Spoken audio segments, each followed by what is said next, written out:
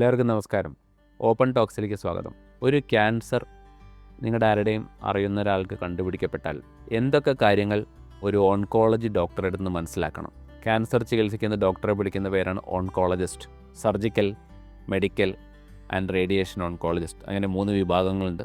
എന്തൊക്കെ ചോദ്യങ്ങൾ നിങ്ങൾ ചോദിക്കണം, മനസ്സിലാക്കണം എന്നുള്ളതാണ് എൻ്റെ ഈ വീഡിയോ.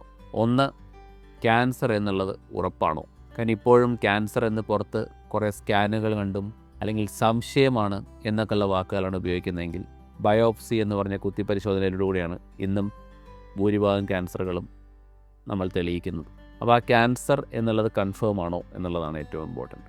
രണ്ടാമതായിട്ട്, നമ്മൾ ചാടിക്കയറി ചികിത്സയിലേക്ക് പോവാതെ ഏത് സ്റ്റേജിലാണ് എന്നുള്ളത് കൃത്യമായി മനസ്സിലാക്കണം.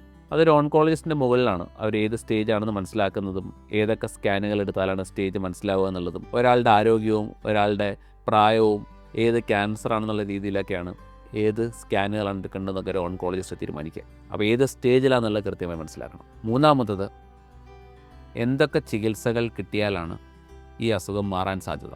സർജറി ആവാം, കീമോ ആവാം, റേഡിയേഷൻ ആവാം, പുതിയ ട്രീറ്റ്മെൻറ്റുകൾ പലതും ഉണ്ടാവാം. നാലാമത്തത്, ഈ ചികിത്സകൾ കൊണ്ട് ഉണ്ടാവാവുന്ന ഉപകാരങ്ങളും ഉപദ്രവങ്ങളും നിങ്ങൾ മനസ്സിലാക്കണം.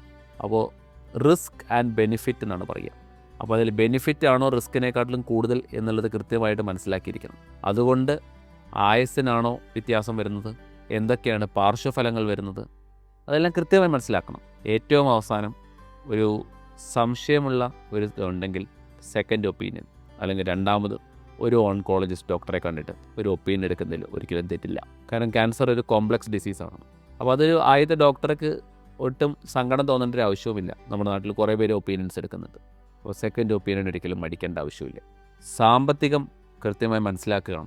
ഓരോന്നിനും എത്ര സാമ്പത്തിക ചിലവാണ് വരുന്നത്, ആ സാമ്പത്തികം എത്ര നാളുകൊണ്ടാണ് ചിലവഴിക്കേണ്ടത്, ആ സാമ്പത്തികം ചിലവഴിച്ചുകൊണ്ടുള്ള നേട്ടം എന്താണ്. ഇപ്പോൾ ചില മരുന്നുകളൊക്കെ 10 ദിവസം 20 ദിവസം ബെനിഫിറ്റാണ്, അപ്പോൾ അത് കൊടുത്തുകൊണ്ട് വലിയ കാര്യമുണ്ടോ? അപ്പോൾ എന്നുള്ള കാര്യങ്ങളെല്ലാം കൃത്യമായിട്ട് ഗണിക്കാൻ ഒരു ഓൺകോളജിസ്റ്റുമായിട്ട് നിങ്ങൾ സമയം ചിലവഴിച്ച് കഴിഞ്ഞ് കഴിഞ്ഞാൽ കൃത്യമായിട്ട് നിങ്ങൾക്ക് എക്സ്പ്ലെയിൻ ചെയ്ത് തരുന്നതാണ്. Thank you.